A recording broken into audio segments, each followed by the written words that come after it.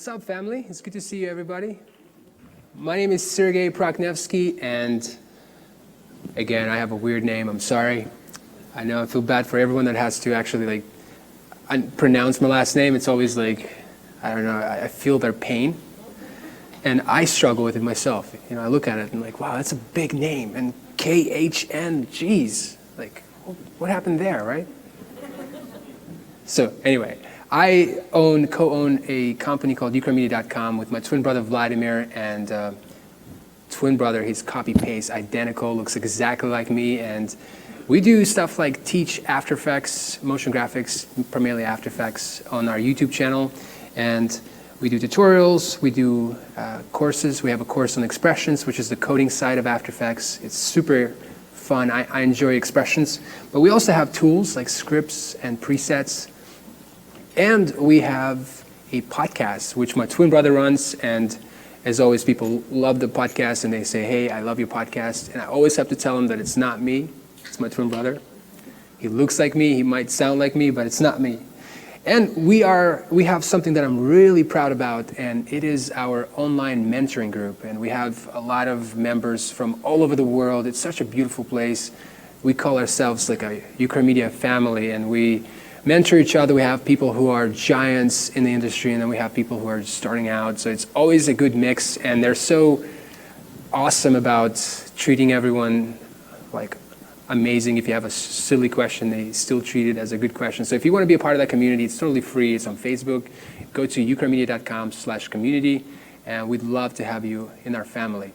But today I want to talk about broadcast-style graphics for everyday video. And before Ukramedia, I was a senior motion graphics designer at Fox Sports, where I had an amazing opportunity to work with some of the most talented giants of this industry, people who are just so talented. And you know, when you're around the best, you tend to go to their level very fast. So I enjoy that so much, and I got to work on some really cool projects like Super Bowl, World Series, college football, NFL, and a lot of cool stuff. I'm a sports fan. I'm not sure if you guys are, so it was definitely fun. Even though I haven't been working at Fox for a year, I still see my work like Major League Baseball. It's kind of cool to see it still being there. I think every graphics package lasts for about 3 years. But let me show you some of 11 seconds of some of the stuff that I got to work on with my team at Fox Sports. So let me show you this video right here. It's going to be loud. I'm going to warn you guys. Hold on. I told you. Okay, here we go.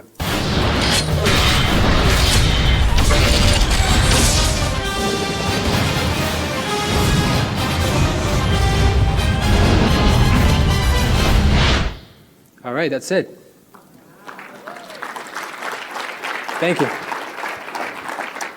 Okay, so I'm going to dive right into my presentation. We're going to learn how to create lower thirds. And I don't know about you, if you've been in the motion graphic industry, at some point someone asks you to make a lower third.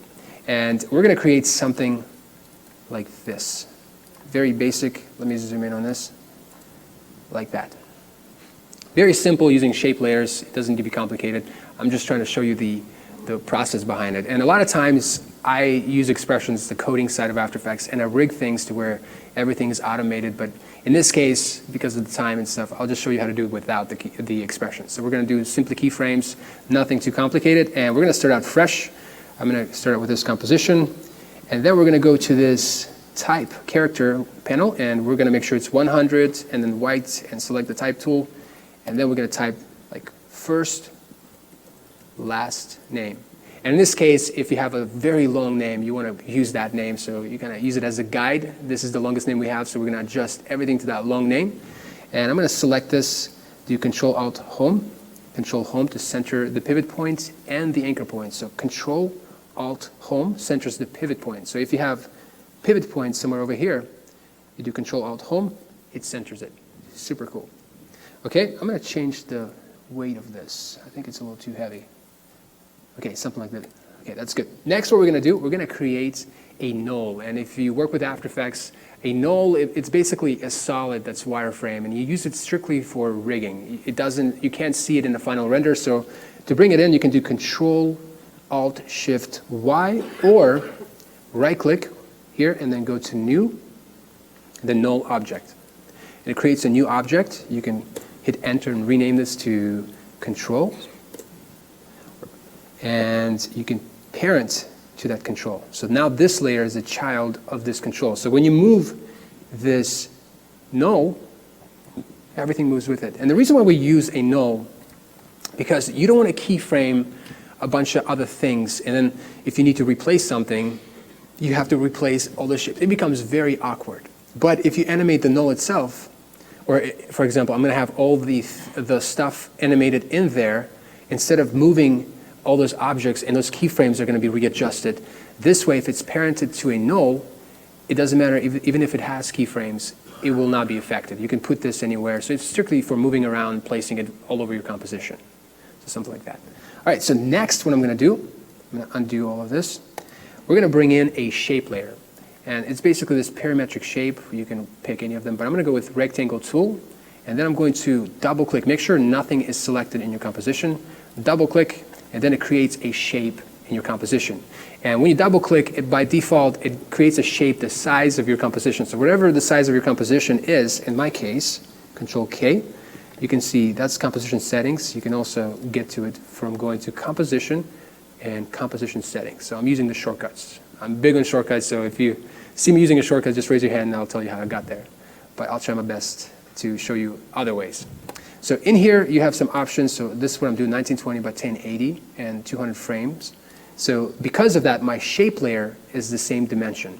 And I can show it to you. So shape layer has a scale property that it goes from 0 to 100, and sometimes we push it. But it's not the correct size. So if you're dealing with pixels and stuff, you actually go deep into shape layer. And in the contents, you have rectangle, and then rectangle has more options. And this size right here is actually the correct size. You can see it's 1920 by 1080.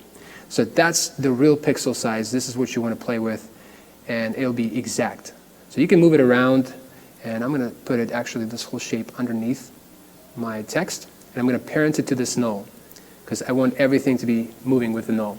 So I'm going to go again back into the shape layer, into contents, rectangle, rectangle path, and size right here, let's take it down to 700, maybe more, let's do 800. So that's about the size that I want of my lower third. This is my longest name. And then on the Y, I'm going to take it down to like 100. So we have the basic outline of what the lower third might look like. It's just going to be one name lower third. And then in here, we can do the following. So now I have it all set up. Now I need to animate this. And to animate this, instead of going into the shape transform properties, we're going to actually go into the shape transform properties, because we have layer transform properties. So layer has scale, anchor point, position, scale, but so does a shape. Shape has transform properties, things like anchor point, position, scale. It does get confusing, but as you work more with shape layers, it makes more sense. It's just shapes within shapes. So in here, we're going to set first keyframe. I'm going to uncheck this right here, first keyframe. And then we're going to move this time indicator. Let's go 30 frames. So shift page down 3 times, 1, 2, 3. And then in here, we're going to set another keyframe. So I'm animating not the size, the correct pixel size, but just the scale. So I'm going to say from 0 to 100. And at 100, it's the exact size that I want. So if you push it further, then those dimensions are not correct anymore, because the layer is bigger than 100%. So from 0 to 100, that's what it gives us. And I'm doing it only on x-axis, right? I'm not moving on the y-axis. So 0 here, and then it moves into 100. But right now, by default, After Effects creates these triangle or these diamond-looking keyframes that are linear, and they're very boring. Like you can see, it's not much there. But you can convert these to what we call easy ease or easing, like easy ease in or easy ease out keyframes. And to do that, you can right-click on the keyframe and go to Keyframe Assistant. And in here, you see them right in here. However, I will be using these keyboard shortcuts. So again, remember, if you're dealing with keyframes, just right-click on the keyframe, and you'll see all the options to do with keyframes. I know it might be confusing some people. Just remember, right-click on whatever it is, even the panel. Like you can go over here on this panel, and you can see what this panel does. So right-clicking does good things for you guys. So I'm going to select this and do a shortcut, Control-Shift-F9. It's the same thing as doing right-click, Keyframe Assistant, and Control-Shift-F9, easy ease out. So what that does, instead of having linear the same kind of speed, now it's going to give me a little easing at the beginning. So it's going to speed up a little bit slower instead of having just consistent speed, you know? So now, if I preview this, you can't see it right now, but we're going to add more to it. So I'm going to go to this end and add some easing in here as well. To do that, right-click, keyframe assistant, and then easy ease in. So it's going to be easing on this side. So something like that. And you can crank this up even more. For example, you can select this keyframe. I'm going to do Control-Shift-K, or right-click on the keyframe, again, keyframe velocity. And now we can actually adjust the easing.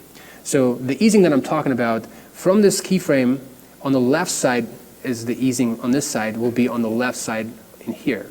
The easing on the right side will be on the right side. So I'm going to crank this up, but I'm going to make sure that it's not locked. I want to only affect the x-axis. So I'm going to crank that up to 75. Okay, like this. Boom. So it has some kind of personality now. And this one, I'm going to do Control-Shift-K, or right-click, keyframe velocity. And that one I want it to be, on the, because we're dealing with this side easing. I'm going to crank that up to maybe 40. Okay, something like this. Okay, that's good.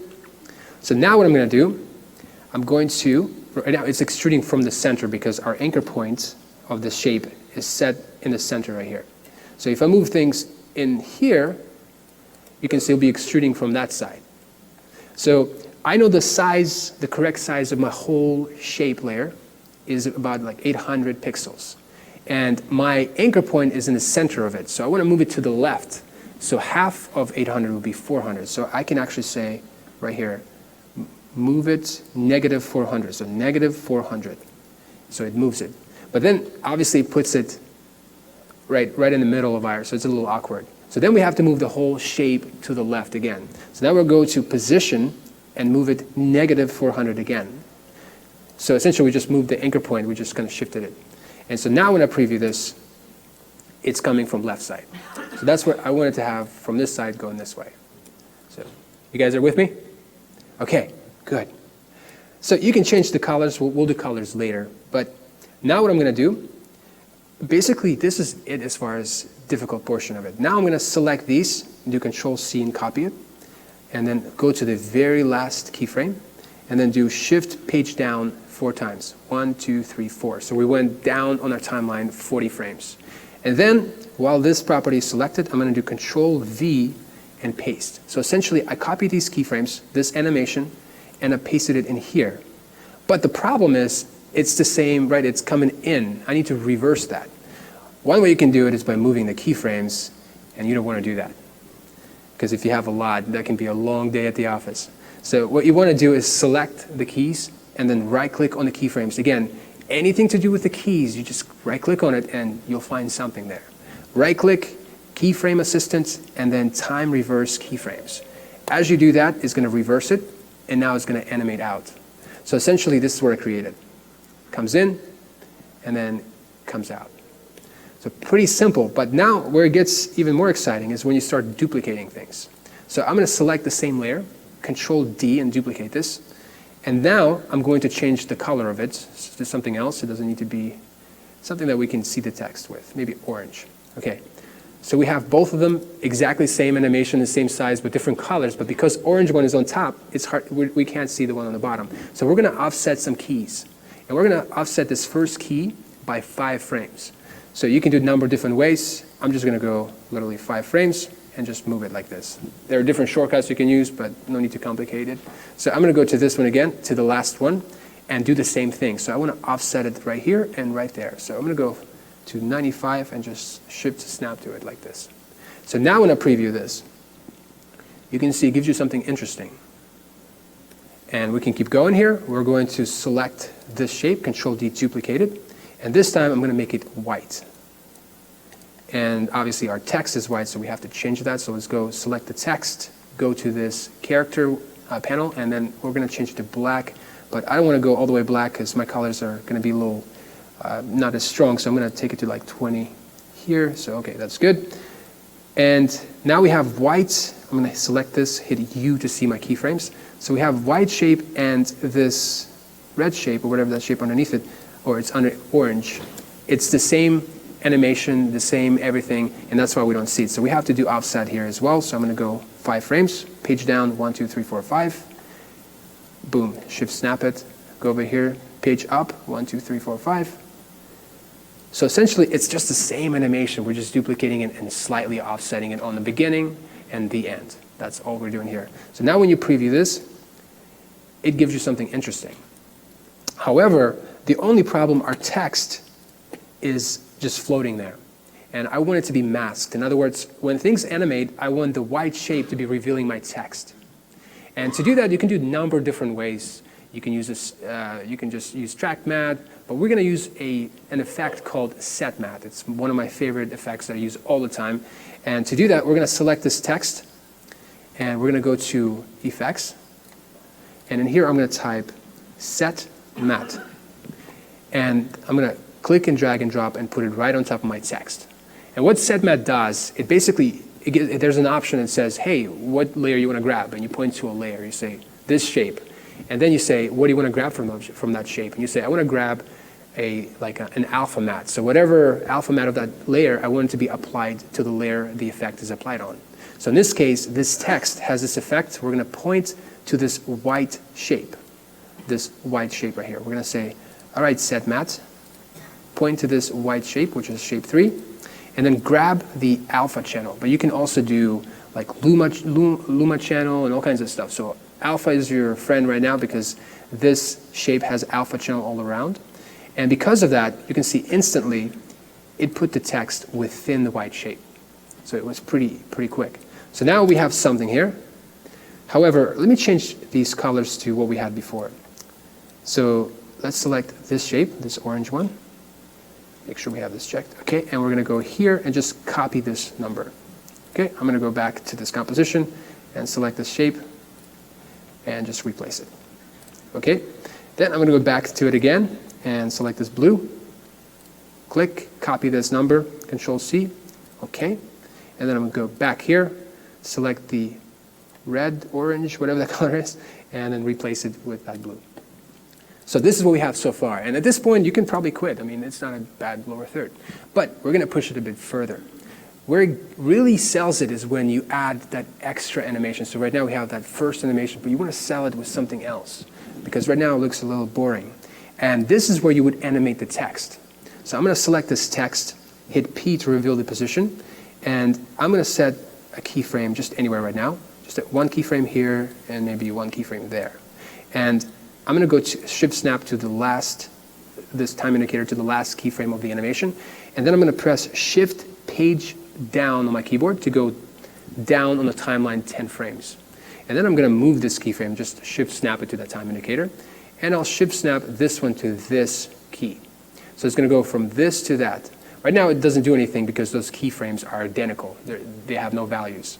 So I'm going to play with this keyframe, and I'm going to move this text all the way maybe like -800. So now when I preview this, it looks boring because the keyframes are linear. So you want to put some easing over there. So I'm going to leave this one linear because I want this one to come in at a certain speed, doesn't matter. But I want it to arrive really smooth right here. So I'm going to select this and do right click and the keyframe assistant. And we're going to do easy ease in. So we have easing going in, right? So right here I'm going to have slight easing, but it's still not good enough. So we're going to push it a bit more. So I'm going to select this key, Control Shift K, or right click on the key, keyframe velocity. And then in here we're going to adjust easing for this side of the keyframe. So we're going to work with this side right here.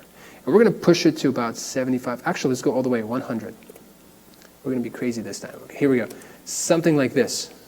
And to sell it, we can actually push it a bit more. Maybe like -1000. Not 100. 110. There you go. Or that's too many. I think that's good. So something like this, you can see that it gives you that extra kick to it. And I mean, you can even play maybe some easing wouldn't hurt here, and maybe putting it all the way here. Let's see what that looks like.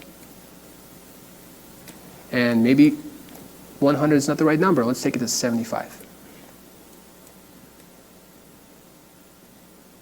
So there you go. Anyway, the last animation is where it can get very interesting. So then you would just select this, Control-C and copy it, go to the very last keyframe here, Shift page up to go backwards 10 frames, and just copy these keyframes, Control-C, Control-V, paste it, and then reverse it. Right-click, Keyframe Assistant, and Time Reverse. So we reversed those keyframes. So now it's pretty simple. Comes in, and then comes out. There you go. Now the only thing I want to add to this, let me push this even more. Let's see what that looks like. Yeah, you can definitely play around and just see what feels right. But we're going to add this lower bar, actually from this example, this lower bar to this example. And to do that, I'm just going to select this blue shape that we already have. Everything's already animated. And I'm just going to duplicate that, Control-D. And I'll put it right underneath here, and I'll just say, you're going to be my line. And I'm going to solo it for a second. So this is what we're looking at, this thing right here. And I want to change the size of it on the y-axis. So I'm going to go back into its shape, back into the content, back to rectangle and rectangle path. So right here where it says size.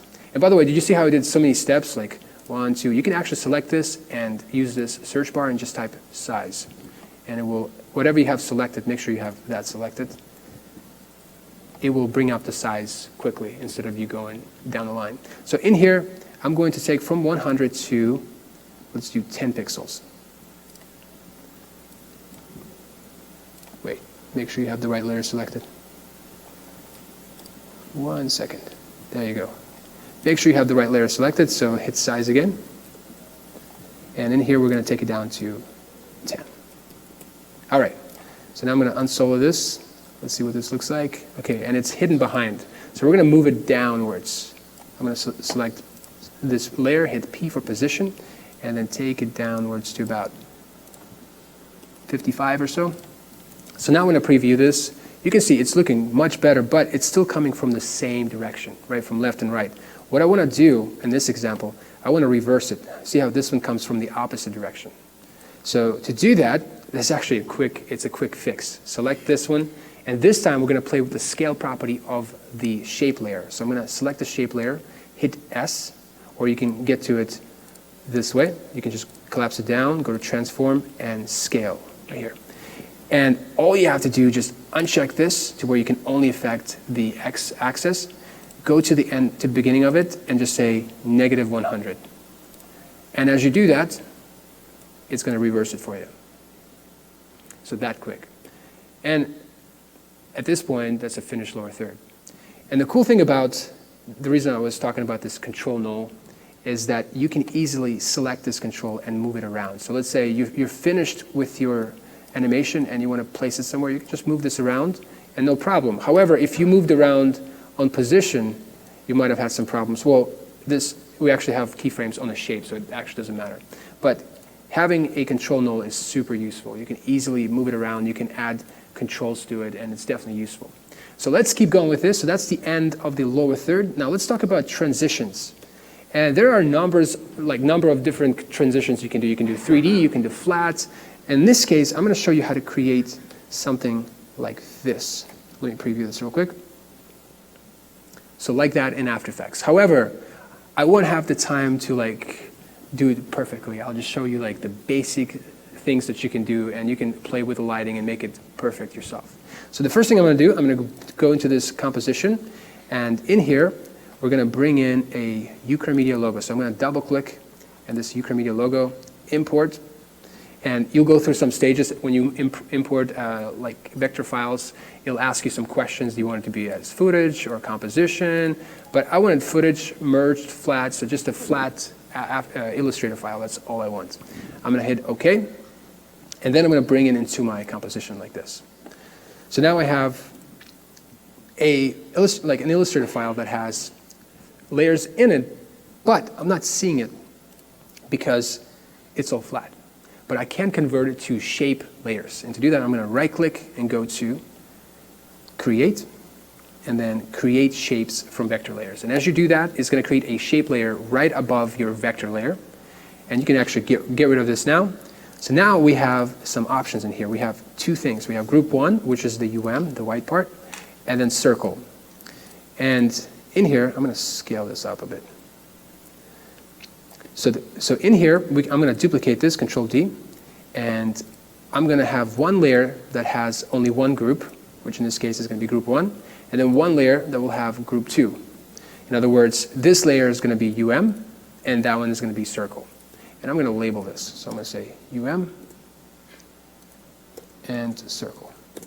Okay, so the next thing you want to do is get into composition settings. So you can either do Control K on your keyboard, or you can go to composition, because we're dealing with composition settings. And in here, this is what I'm doing, 1920 by 1080, 2997 frame rate. It's going to be 61 seconds long, or 61 frames, I'm sorry.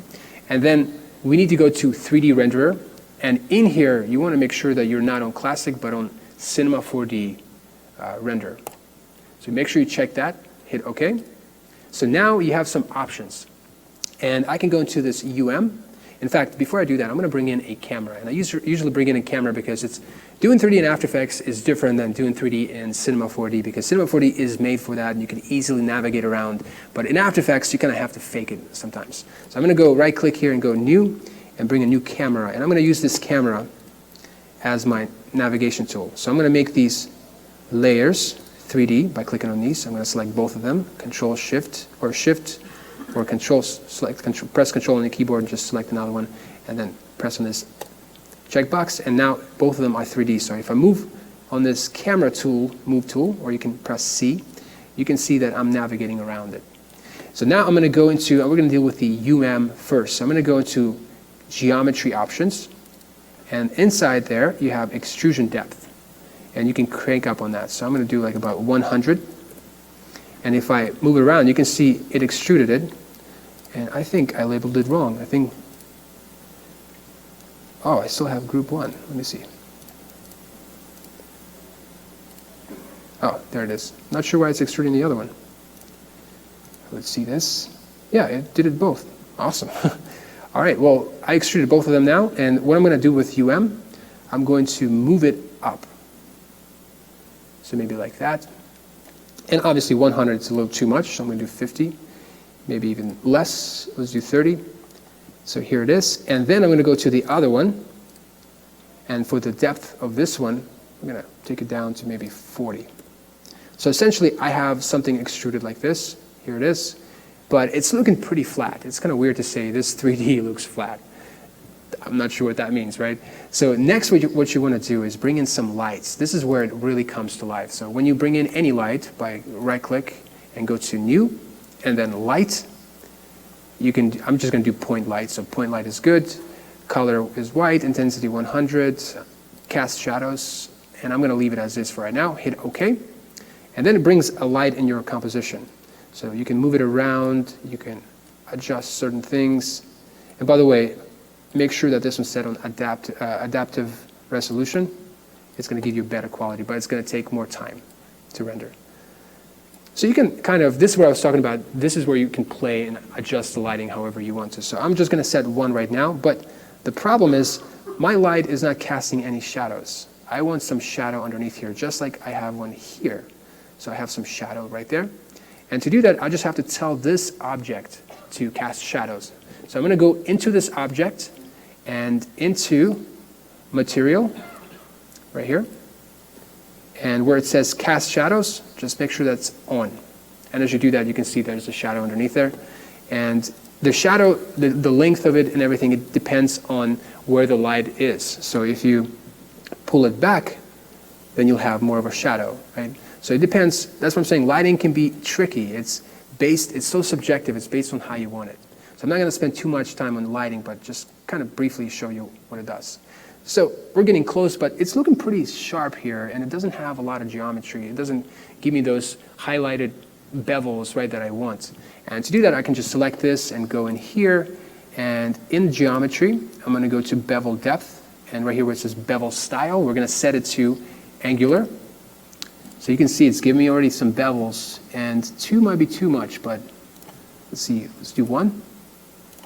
So it's up to you how crisp you want it to be, but it's up to you. But you can see just bevels can give you nice little highlights, kind of pop your art a little bit. So the same thing for this circle. I'm going to go into it, geometry, right here where it says bevel style. I'm going to set it to angular. and I'm going to take it to 1. So now if I move it around, you can see it gives you nice little highlights right there. Okay, well, you can also, here in a second, we're going to bring in more lights to kind of like make it more realistic looking or whatever. But at the moment, we're just going to focus on animation. So what I'm going to do next, I'm going to select this camera and just completely get rid of it. We're going to start fresh because that camera was strictly for me to move around just to see an object. It wasn't meant for animation. So now I'm going to bring in a new camera. I'm going to say new camera. By the way, you guys are with me so far? You good? All right, good. I get carried away with this stuff. I'm really passionate about this. So hit OK. And then next, I'm going to probably, you can either go to select this camera, hit P, and you kind of position where you want your camera to be. But as you notice, when I'm moving around, it's so slow because it's giving you the best quality it can give. And if you want to speed it up, just go to this button right here and make sure you set to fast draft. That will speed it up big time, but it's going to give you a low-res looking feel. So if I do this, you can see it just looks terrible. But I'm in it to see the animation. It's okay if it's looking terrible as long as it gives me real-time animation. So now I'm going to set it to where I want it to be, so something about there is good. And next what I'm going to do, I'm going to create a new null. So Control-Alt-Shift-Y or right-click, new, null object. Whoops. New, null object. Okay. And I'm going to put it right above my shapes right here. This one, make sure I put the light right here somewhere. So these are going to be parented to that. But before that, I'm going to make it 3D. So it lives in the same area right here. And I'm going to make this, I'm going to label this control. And I'm going to select both of these and parent them to that. Okay, so now I can animate the null. And I don't have to worry about animating these. Because what if you're bringing in another logo? And if you animated the logo 3D, it just becomes really awkward. It's an awkward conversation to have with your team. It's like, hey, that quick change that we can do, well, it's not going to happen. So yeah, nulls. Remember, you want to animate the null. You won't see it in the final render, and it's perfect for that. So I'm going to parent it. Again, it's already parented. So now we're going to animate the X or the Y rotation and the position. So I'm going to select this and press R for rotation, and then Shift P for position. And then I'm going to select P and then Y again and hit S twice to solo it. So only those two properties, that's all I want. So I'm going to set keyframes for this initial, the first one, and then go to the middle, which is like 30. Set another keyframe, set of keyframes, and then to the end. So we have keyframes, but they don't do anything. So we're going to give them some values. So this one is where I want it to end up, so I like where it's at right now. Now I'm going to go back to here. And I'm going to rotate it 180. So it's going to have that kind of feel. And then I'm going to bring it up closer. And by the way, before I start moving the null, I also want the light to be moving with it. So in other words, when the light moves, you can see it's lit the way I want it. But before I do that, I want to make sure, see, I parented when it was already rotated. So I wanted the light to be right here and then parent the lights. Right, like that. And so now when it moves, the light moves with it, and the back is not lit. It's okay. I'm happy with the front for right now. So then we're going to push it up all the way to our camera, like this. Okay, so we're getting something like that. It's looking very linear, right? So don't worry, we're gonna address this here in a second. So we can select these keys like one at a time and just kind of paste them in here. So we have the same result. However, it's going to rotate this way, and then I want it to rotate the opposite on this rotation. So I'm going to take it to negative 180. So we have something like this. Well, the problem with this is that it's very linear. So we're going to do some easing. I'm going to select these and do Control, or just right-click and do Keyframe Assistant, Easy Ease. So we're going to add some easing. So it's getting better. And I'm going to actually crank this up. So I'm going to do Control-Shift-K or right-click, keyframe velocity. And in here, we're going to crank that up to about 75 influence. So it's going to have more easing on both sides. So it's going to have a lot more slowing down going on there. So it's something like this. But I think it looks only applied to one. So this one didn't get applied to, okay. Okay, so now both position and scale have easing, or position and rotation. So now it looks much better. But I wanted to have slower pull like a start. I want to slowly get there, right? So we're going to do easing on that as well. Control Shift F9. So it's going to have easing on this, and then Shift F9. Again, the same thing as right click, keyframe assistant, and Shift F9, ease in. So that one does it for the end keyframes. This one is for those keyframes. All right, so now when I preview this, it's looking much better.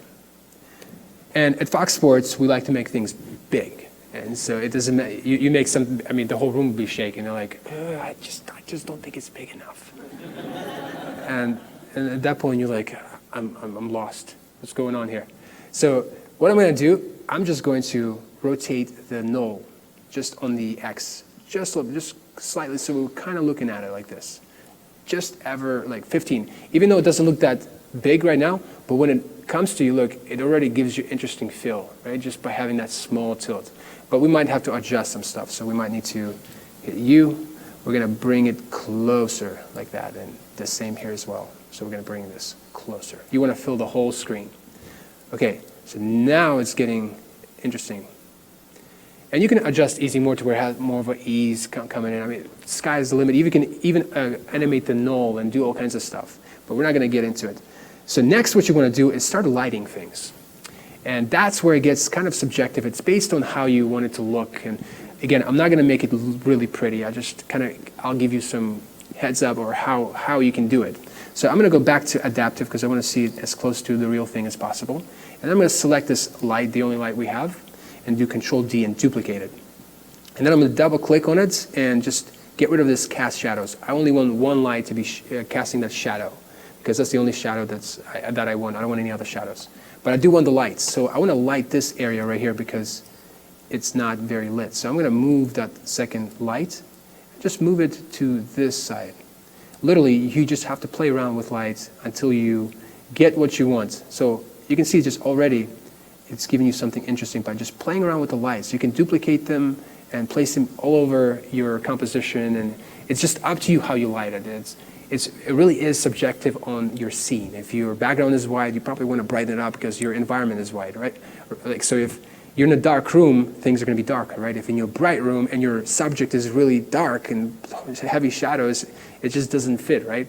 So you want to definitely adjust to the environment. But I'm just going to leave it as is for right now, but you have the idea of how you can light it. Just duplicate the camera, move it around, just to see, those dark spots that you might have on the logo. Just light them up. You can adjust the intensity by selecting a light, hit T, and you can adjust the intensity. Or you can just collapse it down, and these light options, you'll see the intensity. So it's pretty easy.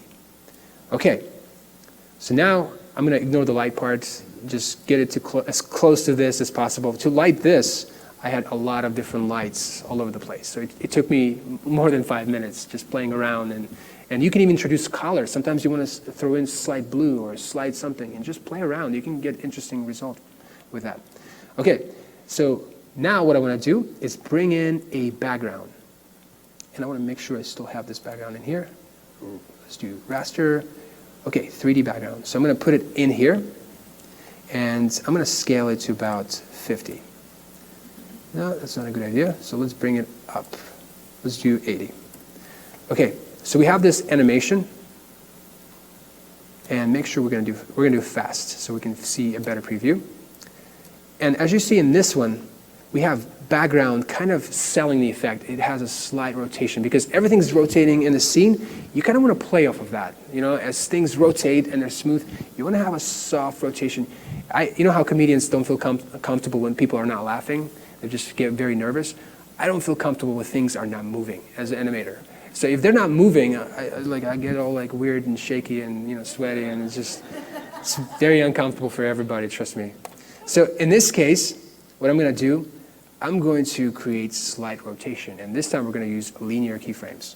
And to do that, just select this image, hit R on your keyboard, and you can just rotate it like this. I'm going to set a keyframe and do it like at 5%. And I'm going to put it in here, move it just right there. But I can already tell it's too small, so I need to scale it just to fill the screen, like that maybe. So something like this. It's not moving because we need to go to the very end and set another keyframe to opposite, -5 degrees. So altogether it will be about, 10 degrees? So let's see. So something like this.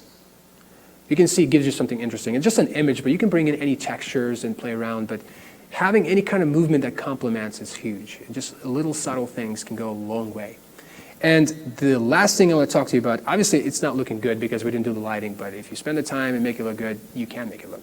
But let's talk about how we can use, notice in here, I had mask right here, that we can kind of go from one footage, right? I'm going from one footage into another. Something like that, right? Well, we need to cut the hole in there, right? And to do that, we're going to duplicate this circle, just Control D. And I'm going to put it underneath here. I'm going to label it mask for right now.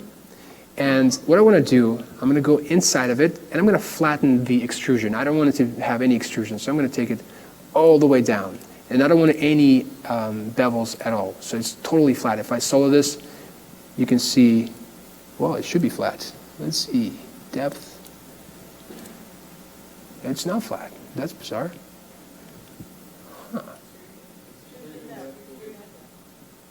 Oh, was I? Okay. See, you guys are watching. I knew this. All right, so I'm going to change this to something bright so we can see that it's not the same object. And when I bring it back up, you can see that it's right in the place where I don't want it to be. I want it to be on the other side. You like what I did there? That's good. So then you just push it to the side that you want, like this, and to where it slightly starts showing up. And it probably doesn't help that there's no light. So what you need to do right now, it's dark. You want to go to material. This is live. Okay, let's go and turn everything off. Okay, let's see. All right, let's turn it on now and see. Yep, it's not influenced by light. So now I'm going to select this, hit P. That was a good recovery, guys. Thank you. All right, just slightly like this, okay? And normally, what I would do, I would just use a blending mode and do like a silhouette alpha. However, the Cinema 4D render doesn't have any blending modes for 3D objects, which is really odd. So what you need to do is convert it into like a pre-comp, basically pre-comp it, but you want to make sure that you grab this control with it. So I'm going to duplicate this and attach this to this control because we're going to put both of them in a new composition, and I want to make sure that that carries over. You guys with me with that? Okay, so I'm going to do control, and actually I also want the camera, so I'm going to duplicate the camera and put it in there. So I'm going to select all three of these. So everyone's with me why I'm doing this, because I want that to be in a separate composition, and do Control-Shift-C, or you can go to Composition, and then, no, Layer, I'm sorry, we're dealing with layers, right? And then Pre-Compose, okay? And you just say move everything, okay? And so now if I go into this composition, we just have this. And that's really bright. Okay, let me take it. All right, let's make it white. And then what I'm going to do, I'm going to create a new shape layer, double click here, put it underneath everything, and we're going to make that black. So in other words, some of you are probably catching on, I'm creating a Luma matte. In other words, what is white is going to be transparent, and what is black, we're going to see things. So when it's white, it's going to be transparent, and up to this point where it kind of becomes the other side, kind of goes away, like right here, I want it to cut. So I'm going to select this, Control-Shift-D, and just cut the layer in two. And then I'm going to go in here. So I want to get rid of that. So once it goes away, boom. Whoa, I'm cutting the wrong layer. 1 second. You want to make sure you cut the white. There you go. Yeah. There you go. All right. So as you can see, it cuts it, and it goes back to black. So now no transparency at all. And then I want to bring it back up right about, I think about here. Maybe there. Let's see what that looks like. So essentially, I created a Luma matte. So they wouldn't allow me to do blending modes, but we beat the system. We cheated them a little bit. So now I went back. So this composition is no longer a 3D layer, which means, see, it doesn't have 3D checked, which means we could do blending mode. So now we can say, what is it, Silhouette Luma, and everything underneath it will be transparent wherever there's white, and then it's going to bring it in. So now, obviously this logo is not looking the best because we didn't work on it very long, but what I can do now is go back to this, and wherever we use this footage, I'm going to turn this off right now, and I'm going to bring this thing that we just created, And as you can see, it goes from one footage to another with a not so good looking logo. But essentially, you use that as a wipe, and that's how you wipe it in. And you can render it separately with a transparency and bring it into Premiere and use it for edits and to go from one shot to another, and it's super cool for that. And the last thing I want to talk to you guys about, by the way, how am I doing on time? Okay, we're almost there, right? Okay, we have to, 3:45, is that? Okay, good. Last time I asked, I thought I was late, so I rushed it like crazy and ended it 20 minutes early, so that was an awkward conversation. Okay, so motion graphic templates. And how many of you are aware of motion graphic templates? Do you know what that is? Okay, so a lot of people. Well, the cool thing about it, the lower third that we created, this thing, you can convert them into motion graphic templates. But before we talk about that, I want to talk about expressions. And that's my favorite subject. And you guys thought I wasn't going to talk about expressions. Psh. All right, so expressions. There are 3 things that you guys should know about. And every time I talk about expressions, people just check out. They're like, all right, man, you lost me. But trust me, those 3 things can go a long way. In fact, I used those 3 things to rig this transition from Fox Sports. So let me show you what I'm talking about. So let me preview this real quick. It's a little heavy project file. So I'm going to show you what, so this is a current wipe that you would see on MLB graphics package at Fox Sports. And I use expressions to go from, to change the logo and the colors. Before, you would have to go into different composition and check things and uncheck things and bring in different logos. You know, you can be doing a whole day doing different teams. But I rigged it using expressions, those 3 things I'm going to tell you about. And look what I did. So here's a little menu. You literally pick a team, let's say LA Dodgers, boom. And animation stays the same. You can go here. Hey, what team you guys want to pick? Phillies? Boom. Easy, right? Now you can render this. Anybody else? Indians. What is it? Indiana? That's what I said. Pay attention. I'm just kidding. Just kidding. So Cleveland. So you get the idea. So you can quickly pick a team, and you get an interesting result. But the thing about that, I have more options. So for example, right now it's like, that's too heavy on the black. Can we flip them? And if someone asks you that, you're like, oh, hold on one second. Composition, uncheck, composition. You know, it can take you some time, right? Because it's pre-comped within. And right here, you can do a quick swap. Boom. You can say primary colors only. Boom. Secondary. So I rigged that using expressions, doing these 3 things right here: expression controls, linking properties, and if-else statement. So let me kind of go over that and just bear with me. I know it's going to sound, you know, it might be a stretch for you, but trust me, I think you'll benefit from it. So we're going to rig this lower third. I'm going to basically show you how to, all these colors, how to link them up and adjust the colors from just one control. So for this, we're going to continue with the lower third that we've created before. And I'm going to select the null, right, this control. So the null is not only good for moving things around, but it's also great for creating like different menus in it for the whole thing. So in here, I'm going to right click and go to expression controls right here. And you have different options. So this is like you building your own menu. So the first thing on the list was expression controls, right? So for example, I know I'm going to have some colors. So I'm going to say color.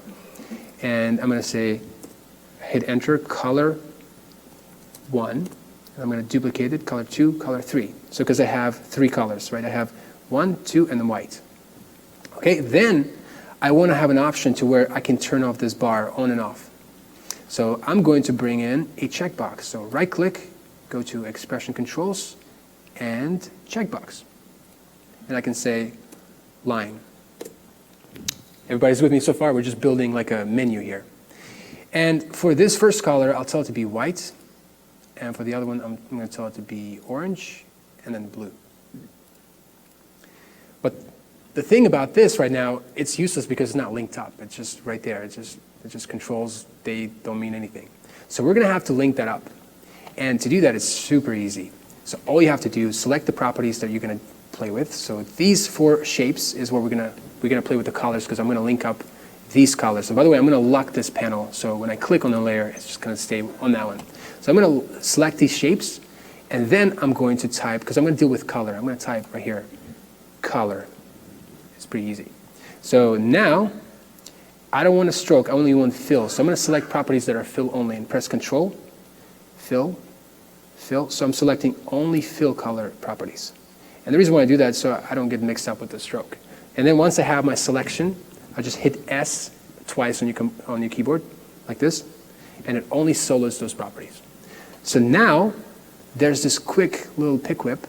It actually links properties. So from here, you can link to that color right there on your null.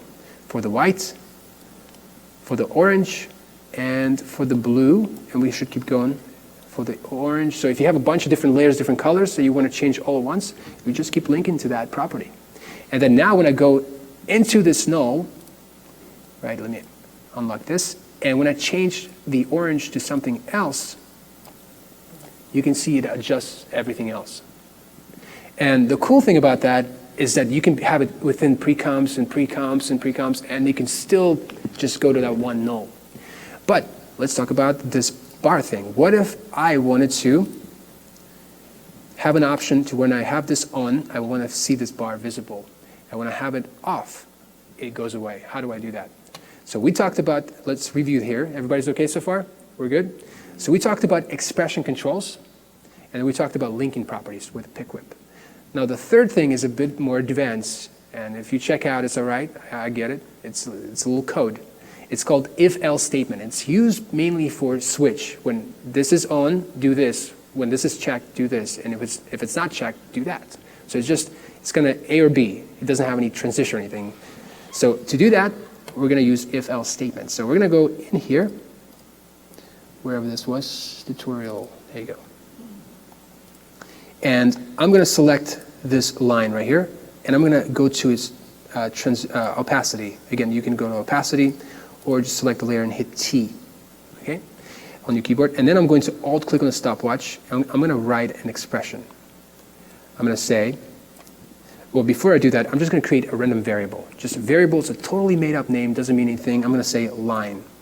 And to a code language, it means like, what the heck is it? It's like, well, we're going to give it a meaning. And to do that, we're going to say equal sign. So in other words, line is, and then it says, what's that keyword is going to be? What is that line? And then we're going to point, let me lock this again. So line is going to be this checkbox. In other words, instead of me writing the path to that checkbox all the time, we're just going to refer to this keyword made-up line that we gave some kind of meaning to. So every time I mention line, really what I'm referring to is this checkbox. So it's just a quickly, instead of me typing that all the time, you just refer to a variable. So now in here, I don't know if you guys can see it, I'm going to say if, it's a keyword, literally, if, and then we're going to do parentheses. And in parentheses, we'll give a condition. We'll say if something, right? And then I'm going to say if line, right, if this checkbox, and then I'm going to do space, and in a JavaScript, equals you would think would be like if it equals to, but it doesn't, one equal sign doesn't mean equals, it means is when you assign something. But double equals actually means equals. So if line equals, and then you can say true, meaning if it's true, if it's checked, then on the next line, I'm going to say if it's checked, I want it to be 100% in opacity. And another line, and if it's not, I'm just going to say one keyword, else 0. So you guys with me so far? So I'm literally saying if the condition, whatever happens here, then if that's true, then it's going to be 100. And whatever's not true here, it's going to be 0. So if I said true, it means checked. And if I type false, it means not checked. So now if I click away, you can see it says if it's true, if it's checked, it's going to be 100. So is my checkbox checked? It's not. And because of that, the line is gone. So when I check it, it's there. So the cool thing about it, you can copy expression, right-click, copy expression only, and you can apply it to different layers. Control V and paste it. And when you uncheck it, it will uncheck everything else. So you can see how useful this can be, just switching between different things. And that's what I did with the drop-down menu with different logos. I said, when this logo is checked, cue this logo. when this text is checked or selected, cue this one. So it's if-else statements. So I know I just kind of generally introduced it to you, but if you would explore and learn more about that, now you kind of know where to explore. Trust me, with those three things, you can rig what I rigged. But obviously, you'll have to practice it a bit more. So that is that, and how am I doing on time? Okay, I'm still good. And the last thing I want to talk to you guys about is this motion graphic templates. So after you're done rigging, and that's really, expressions are perfect for that, because you can take your animation and you can rig it up and do certain things to where things work so well. You can create all these controls, and then you can export them as an option for an editor in Premiere. So let me show you what I'm talking about with this. So we have an example we just created. We have this lower third, and we do have controls for this lower third in here. In fact, it's this one because that was from the previous example. So now I want to have these controls exported into Premiere so I can use them or give an editor to use. So I'm going to do this. We're going to go to Window and bring up a new panel called Essential Graphics. Click on it and you'll have this new option in here. So select the composition, or I guess you don't need to. So whichever this composition is, Essential Graphics. All right, I have a lot of compositions in here. Right here, okay. So then you would label it. We can say lower third. No, let's do Adobe Max. And then you would give it a custom name, lower third. And you want to make sure that this background is not there because you want it to be plain, right? You want to have transparency so you can put it over footage. So you want it to be completely plain. And then next, we're going to drag all these options from the effects, right? We're going to drag color, and the checkbox. So I'm going to select color, control, color, checkbox, and then drop it in here. So we're creating another menu that's going to go to Premiere. And you can give it custom names. You can say color 1, color 2, color 3, and this one can be line. Everybody's with me so far? Okay, so you can get fancy and you can say, hey, I want this to set this as a set poster. So we'll give it a little icon. So that's kind of cool. And then when you're ready to export, you can say export motion graphics or a template, and you have to save it. I didn't want to save it. That's okay. We're going to save it. So then it'll give you more options. It'll tell you where you want to save it. You can do it anywhere. I'm going to do the local temp file, hit OK. I already have one created, so I'm going to ignore it for right now. So now I'm going to go into Premiere. And in Premiere, it's very simple. You literally go into the Essential Graphics panel, or you can just go to Window and make sure Essential Graphics panel is selected. So make sure that's checked. And in here, you literally look for the thing that you created. You can just type maybe Adobe Max, and I mean, it's right here. I see it. So then you can, obviously I forgot to take a picture from the previous example, but you'll see your little icon that you created. And you can literally bring it into your timeline like this, and you can easily do that. And by the way, in the previous example, I forgot to tell you that you can also bring in text.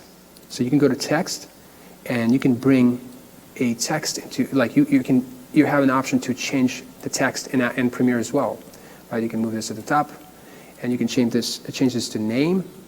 And you can also have options. Like sometimes to editors, you don't want to give them too much freedom because everyone thinks that they're designers. They're like, yeah, I can do this, and they'll change fonts, and that's how they get in trouble. So Adobe thought about that, and they give you options. You can lock certain. You can give them access to fonts. You can give them access to size, and so on. So I'm just going to give them access to fonts. Okay, hit OK, and then you can export it again, which I have.